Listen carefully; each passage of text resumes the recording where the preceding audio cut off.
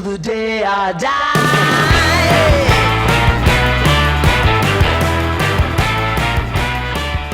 Right. We're here with Gregory Roberts for another episode of Pirate Soldier King. And I'm your host, Grace Ann Bennett. So And I'm hello, Gregory Gregory. Roberts. All right, you're Gregory Roberts. There we go. We know our names. Okay, so That's a good start. that's a good start. Yeah, we do. So we're gonna get into religion. So we're gonna get into it, and I want to back way up. We do talk about religion. You talk about coming into Christ, and we're going to get to all that. But I want to back it all the way up to just understanding you, Gregory Roberts, growing up, and some of the kind of your path, your religious and your spiritual path, and starting from the beginning. So tell us a little bit about how you grew up and how religion played a role or didn't. We said in the beginning. So in the beginning, God said, "Let there be light." The beginning. Okay. And my parents tended to call that the Big Bang. Okay. So to give the background, I guess that you're asking about, my parents were both very hardcore scientists. My dad was a chemistry PhD, and my mother was biochemist. Um, my mother actually was nominated for the Nobel Prize. Like, they were very serious scientists. And they both end up first teaching as professors and then going into government, actually, and research. So uh, when I would ask as a kid, like, I remember vividly being about 7 years old and being like, "Hey, Dad, why is the sky blue?" And he went into this long explanation of light waves and how the nitrogen in the atmosphere absorbed all the red, so it looked blue, and this, that, and the other. And I was just thinking, why couldn't he have just said God made it blue? Like, that's really the answer I wanted. But everything was like this mathematics or physics or, detailed science. And so basically I ended up what I consider absent of, I mean, on a technical level, absent of any spiritual doctrine or instruction. We did go to church twice a year. We went on Easter and on Christmas. And the reason was not for the services. The reason was because my mother was, in addition to being a scientist, was she went to Oberlin College and like double majored in biochemistry and music. And so she loved to sing, and she had a beautiful voice and could harmonize. So she would just like belt it out and always be harmonizing in the, when the church sang the hymns. And she loved singing in public and in a chorus like that. So that was my twice a year church. Okay. Well, my mom's in a church choir, so she loves singing too. There we go. There it is. Yeah. I mean, I love it when people sing. It's like, that's it's your heart song. Mm-hmm. Wow. So that was the only time. And how did you feel when you went to church those two times? Learned During the how year. to sing harmony in the middle of a bunch of like amateur melody people. So that's that takes some technical ability and some strength. But yeah, Oh, okay. yeah, Well, I was amused, I guess. I certainly, yeah, there was no doctrine or indoctrination but other did than you other have, than science. okay, well, did you have a craving for some spiritual meaning or understanding the I had a world? huge craving. In fact, yes, this is a separate story, but in fact, I ended up running away from home and joining a cult because the cult leader was like, "Hey, I got all the answers. Here's what God is, and here's what angels are, and here's why the universe was made." And it had all these stories and things. And I was like, "Yeah, yeah, yeah, that's what I needed." So it's like, again, that's a whole other story. But That's another yeah, book, yeah, another story, another podcast. So we'll do that yeah, one. We'll do one after this. yes. But So, what I so ended up doing was I actually took a bunch of college classes at the local community college about world religions, and just did general research on all the religions of the world, like Buddhism, Hinduism, Jainism, Christianity, Catholicism, um, primitivism. Like, I mean, I just researched it and kind of synthesized my own belief system based on that. and where'd you land? I landed for a little bit in Buddhism. And then I felt like that was just this absolute like boring dead end because it was like Buddhist. I mean, my absorption of it was that you just nothing matters. Don't worry about it. Like it was just like I was like, well, then what's the point? And then I really got into Hinduism because I became a yoga teacher and got in the acrobatic community, and that's very like aligned. I mean, yoga is a branch of Hinduism essentially, and I really loved it because like I studied it, and then when I went to India, I remember vividly like talking to these people. I was like, well, I talked fluently about Hinduism. I was like, yeah, it's great. There's like 36 gods. And the woman looked at me, she goes, 36? She says, no, no, no. I'm like, well, what are there like 50? She's like, no, we have 300,000 gods. I Wow, was that's like, a lot of gods. oh my God. And my experience of it was like, there was a temple for everything. People had blue skin, green skin. There was elephant heads like Ganesh. Like it was just this amazing mythology that was alive and colorful. And they'd make movies that were like on par with Marvel movies, but with all their gods. Arjuna like shot nuclear missiles from his bow, and just it was just this fascinating. It was like stories, endless stories, and so Huh? that entertained me. And in those stories, I also found messages like they have ahimsa, which is this core belief of no harm, like you will not harm anyone or any animal or anything actually. Um, but that worked for a while. And then what happened? And then life happened and I got to experience some of the harder edges of life. And I was like, ahimsa is just for wimps. People are like, oh, because hardcore ahimsa is like, I'm going to be vegan. Or I'm going to be like, what? There's one even beyond vegan. Like I'll only eat live food or something, like live plants. And so I was like, you know what? I need to get tough and like do stuff. And I had explored what I felt was everything else. So I actually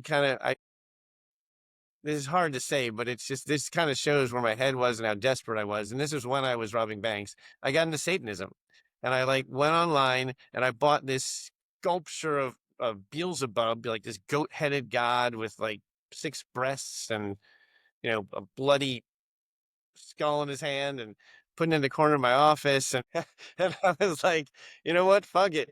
Doesn't like God's not listening to me. So I'm just going to like worship Satan and ha ha ha. Like it was kind of like my joke and my rebellion. And, Oh, and wow. that was about the time that I got arrested for multiple bank robberies and went down hard by the FBI. And, So that wasn't working out and, so well for you.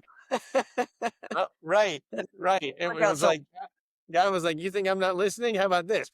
And yeah, so within like a month of arriving in jail, what happened is I got arrested, and they go into intake, which is like this multi-day process where you're just like there's not much food, and you're just like they're fingerprinting you and making sure that you're a citizen of the United States and all these things. And so I'm in there, and intake is also like you're realizing like I'm in some serious trouble. Um, Huh? and And so, about 6 hours in intake, I was just in the cell and I was like, okay. And I prayed to God and I was like, God, just get me out of this. I'll do anything. Like, get me out of this. And I made the same prayer when I got my first bank robbery arrest, like a year prior in California. And God had answered, I felt God had answered me. Like I was looking at 20 years and I got 6 months. And so, but I totally forgotten. Oh, because I said, God, if you get me out of this, I'll never rob a bank again. And here I Wow. am a year later, you know, making the same prayer. And But devil is still on your desk. yeah, yes, the And devil's still on the desk. And so, so you and prayed literally and like God almost immediately, got you out, and then you like got the devil, kept the devil. yeah, the devil was still on Okay. my shoulder, like with claws in. I actually I really felt like the devil had his claws like in my back, like just, and Wow. so I made that prayer at Reno, in Reno jail, and immediately God was like, hey dude, like you made the same prayer a year ago and I delivered and you broke your promise. So good luck. Okay. So let's not. So you got. So you. So you basically. Then what? Religiously, what was in your mind? Like, did you ever get rid of the Satanism, or like when did that?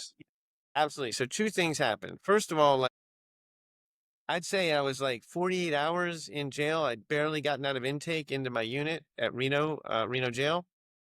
And, and the CO was like, "Hey, Robert, you got mail." I'm like, "Okay." Like, I didn't even know who, I made like 2 phone calls. So how did anybody know I'm even here? And the mother of my children had sent me this really nice leather bound study Bible with like, it was like, I don't know, like 2,000 pages with notes on everything and color pictures. Uh, and she'd put $100 on my books so I could buy commissary. And she's a true heart, blessed woman of a Christian. Like she just gives to everyone all the time and seems to have endless gifts to give. And it really touched me. I was like, she didn't have to do that. And that's actually difficult to do. Like, she had to figure out how to send a book into jail, and it's not easy. And she Mm. got it done like that.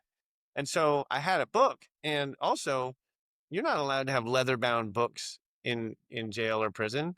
This thing was like it was beautiful, and it was real leather. And I would every day I would smell it because I was like, Uh, this leather is the smell of freedom. I ah, was I love like,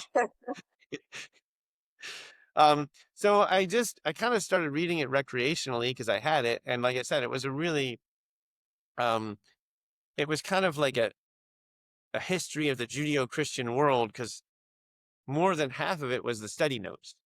Like, okay. it's giving it the historical context of what the Bible verses were saying, both for the Old and New Testament.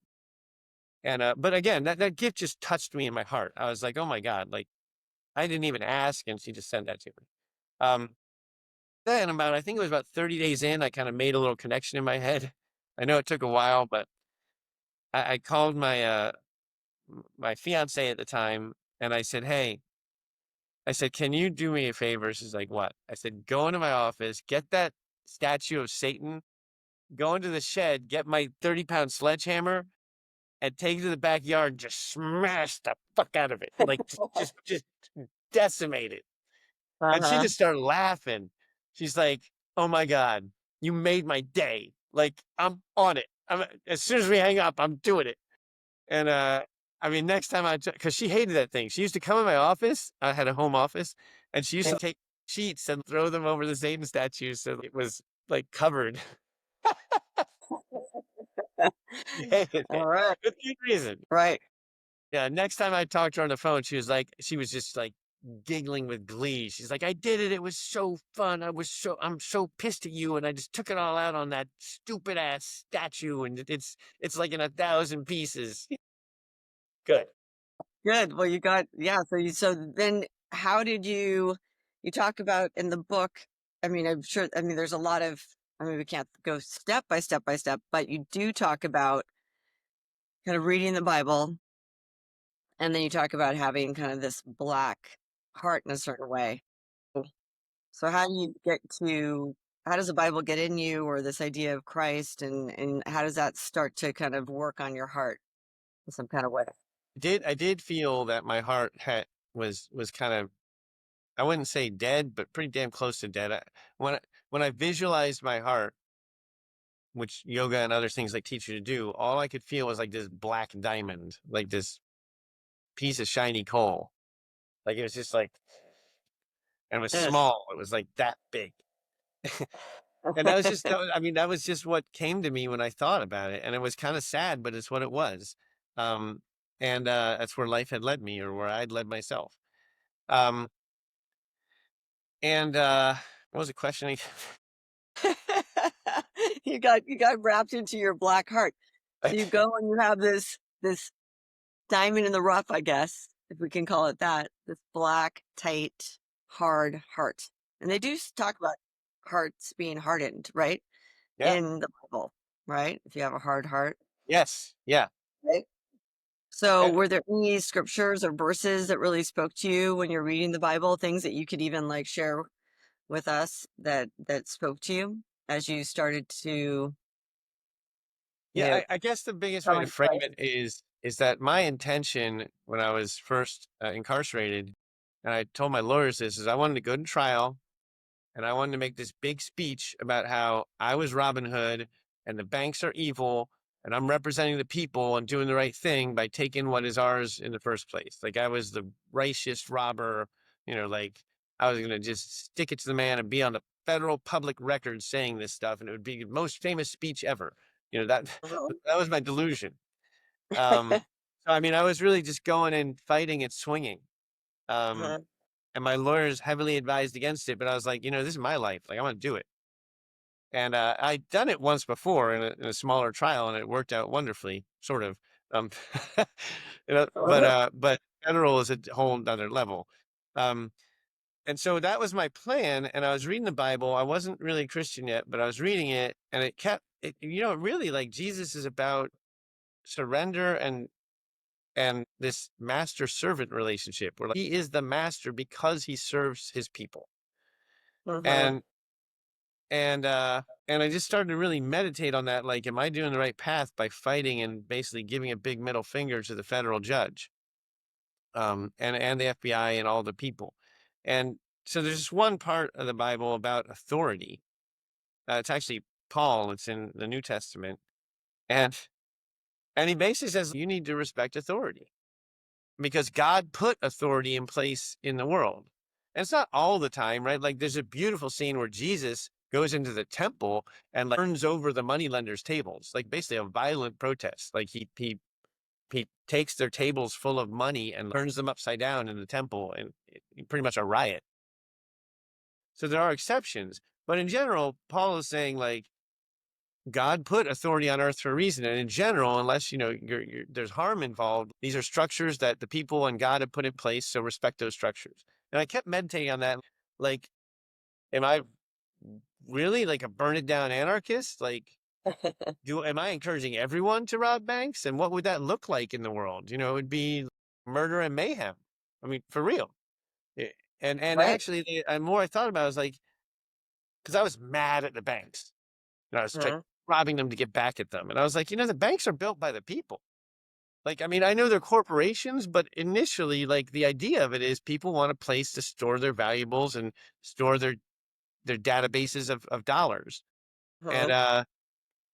it's a consensual service. Like, you don't have to put your money in the bank. You can have $100,000 under your mattress and live that life.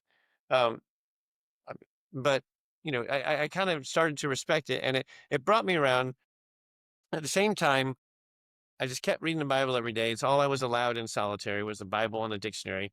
And and there was a book called Purpose Driven Life by a preacher called Rick Warren. That book really was the linchpin and the keystone that book changed my life. Because it came into I, like many people, had an adversarial relationship with Christianity because of the hierarchy, the patriarchy, and the structure of the church. And what I really came to realize, and Rick Warren did a beautiful way of voicing it, he's like, it's not about the church. It's not about buildings. And Jesus said the same thing. He's like, it's about your heart and people and Uh-huh. how you choose to live your life. And so when I got past the institution that is the church or the churches and got into, like, what Jesus was saying in the Bible, then it really started speaking to me.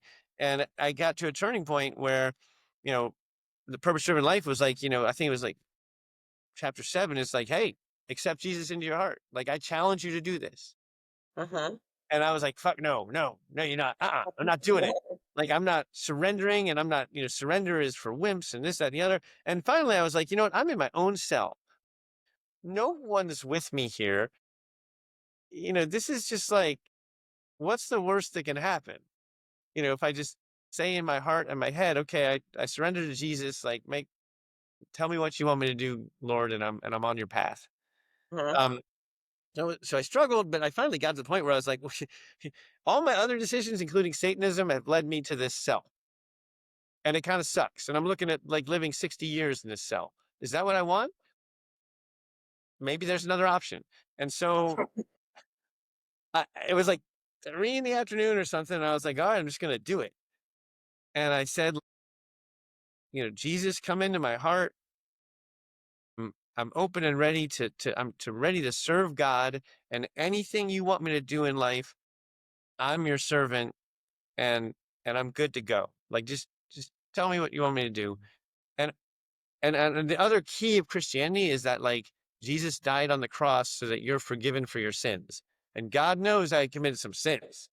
Right. Uh-huh. And I all at once it just like hit me where before I was like part of my belief was that I'm the God in the universe. Like I, Gregory Roberts, am God and I control everything and I've chosen everything. This very arrogant, egotistical thing. And by putting this concept of God above me and saying, hey, I'm ready to serve, like just tell me what to do, I'm doing it. And it just unlocked this freedom Mm. and this and then the forgiveness at the same time. I was like, oh my God, I'm forgetting. And I felt that black diamond of a heart just like, explode and disintegrate. And this new kind of just bloody, beating, beautiful thing just appeared inside me. It was like truly, they say, born again. I felt like I was born again in that minute, in that second. And I just started crying and laughing, like happy tears. And, and Right. I pretty much like sang and danced and cried and laughed for most of the next 72 hours. I was just like, my life is new. Like I've got, it's all good and I have nothing to worry about. I called my lawyers. I was like, look, let's do a plea deal. Like, I don't know what I was thinking. I am not going to, make an ass of myself in front of the judge. Tell me what you can get me, and everything started working well. And I also, I wildly evangelized to all my family and friends. And I was scared because, you know, I thought they were going to think I was a crazy person. And most of the responses was, well, it took you long enough. Really? Even your Yeah. parents Like, that didn't believe it, like, or even your dad who was still alive, I mean, is still alive right now, but just a scientist, what did he think? you just gave me chills, Grace Ann, and that's always my positive sign of things moving the right way. Even my dad was like, you know what? I'm happy for you and I'm proud of you. Like and because and I've had a lot of conversation with him, and this is slightly private, but I will just say that like, he has that empty hole in his heart, right? And I wouldn't even say an empty hole. Like he had such a rough time with religion as a kid, like in a very institutionalized way that he rebelled against it. So I think he has his own private model and understanding, as we all do. Um, but he kind of recognized that I needed what I got, in terms of that, and it was a very compassionate, beautiful conversation with him, and with most of I think all of my family, friends, and children. Yeah. Uh-huh. The That's other great. half of it is I really feel like we've been into this in other episodes, but they felt the shift of me from like this arrogant, commanding, demanding asshole into someone who cared about them and wanted to listen to their stories and wanted to help them and serve. I mean, that was a big shift at that moment that hasn't changed since. And that makes sense in terms of the king part, the servant king, and being of service, right, as a king that we talked about before. So that's beautiful. So were there any other scriptures that you would go back to, any passages that you would read? Like how did you practice your faith in prison? Like what was that like? Uh, this is the second Bible that I got. It's Ah, leather. And as you can see, I had a fair amount of notes in there. wow. Uh-huh. um, I mean, my favorite. I have so many. So maybe actually just I want to talk about the Bible as a book really quickly, because my relationship with it changed across the course of my incarceration. Um, I kind of came to feel of the Bible as a magical book. Um, in that, like, there are notes in here that I've written where it's like this passage means this, and I put the date, like, and it looked like a post-it saying and I read it now, and I'm like, no, it doesn't. Like that, like that's what, like, what was I thinking? And at first that took me off guard because I was like, I thought I unlocked it, and now it's this. But I came to realize it's a dynamic book. Mm, It gives you what you need in the moment and on the day that you choose to consult it. Um, and and your interpretation of a phrase or a sermon or a passage can be this on one year and this on another year, and that's okay because it's it's a dance. It's a cosmic dance, and it's giving you what you need in that moment. Um, so I have Sure. had many experiences, with the Bible, like consulting it as an oracle sort of thing, or just when I need guidance in times of stress. And yeah, the one that I've Okay. repeatedly come back to, huh? Oh yeah, yeah, I wanted you to share one that you come back to. Yes. Okay. So you're ahead of me. Okay, Yes. the one I've repeatedly come back to, I believe it's Matthew 9:26. Uh, it's like 26 to 34.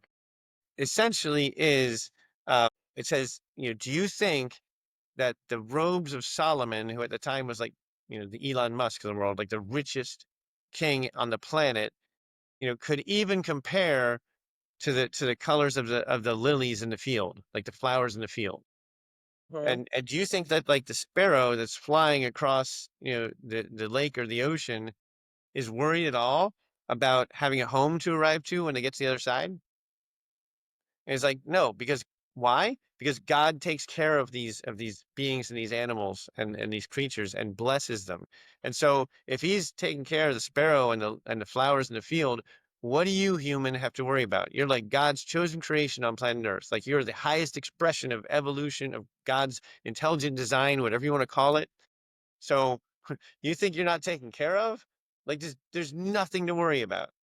Mhm. So and that Even that really, even with huh? their bleak prison, you're still not worried. Like, how does that factor in? Because sometimes you're in really bleak, horrible situations, and then you read that, and you might think, well, he's not really taking care of us, but you could see it. Like you could see the beauty, and even when you're even in prison, reading that scripture. Absolutely, yeah. Because when it comes down to the wire, yeah. I mean, so there's this dynamic thing of like, why am I in this terrible situation? But then what faith is saying two things. I'm in this situation because I need to be in this situation to learn a lesson. And two, as long as I do my best, God's going to do the other half, and and he or she or it will see me through. Like the higher power will see me through. And it's a Hmm. partnership, it's a teamwork. So just it's kind I mean, that's the core of faith, is trusting that you are exactly where you need to be at this moment, perfection. And no and there's and stress or worry i- is never going to do you any good. Like all Yeah, stress or worry is focusing on negative outcomes.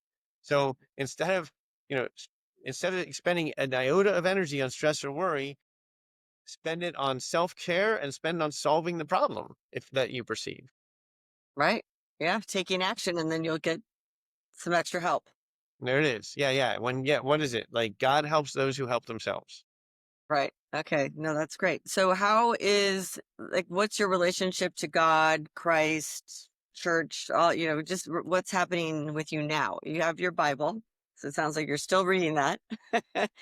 But what is it like outside of prison, and what are you doing now? I went to a few churches, and I went to like a really dead church in Orange County, actually. There was like a decent sized building. It had like 25 people in it. I mean, it was like empty. And I was like, oh.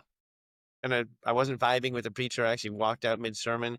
And I went to a really alive church here in Santa Monica called Vintage. But they took on some of the more difficult, challenging passages. You might even call them misogynist passages in the New Testament, where like uh, Paul is saying about how women should behave and things. And the preacher did a whole, like, women should be quiet in church. And the preacher did a whole sermon about how, well, this is what it says, but it's really symbolic and it's contextual to history. I mean, it's basically like doing this massive backpedal and, making excuses about why it's like that. And I was like, you know what? I don't need anybody to bend my understanding of this book. Like, the last thing that I use the Bible for is to judge other people. Jesus said with complete clarity, he said, judge not lest ye be judged. Mhm. It's like fundamental to the philosophy of Jesus not to cast aspersions or judge anyone else, because every single person in the world goes through their own shit, right? Like it just and has their own journey, and everyone's I mean, I do believe that everyone has sinned in their own way, but I'm not going to judge another person. God will judge the sins. When we're, and it can't be, the judgment can't be cast until the life is over. Right. Okay. So you're on your own personal journey then now. Yeah. My relationship, with Jesus is primarily like, I spent thousands of hours in prison and jail reading and studying the Bible. I read the entire thing. Um, which is challenging. There's some really rough parts in there. Yeah. Um, but I got a deep familiarity with it and took a ton of notes. But my basic thing is it's pretty simple actually, is that Jesus says to love God with all your heart and all your soul, uh, and to love your neighbor as yourself. Like, love your neighbor as your highest thing. And then the third part of that is, who is your neighbor? And the basic answer is, well, you have 8 billion neighbors. Every single human in the world is your neighbor. And that's it. So it's like, everything else is kind of window dressing, and the last thing I ever want to get into is like dogmatic or doctrinal arguments with other Christians, or anyone for that matter, because we make our own choices and live our own lives.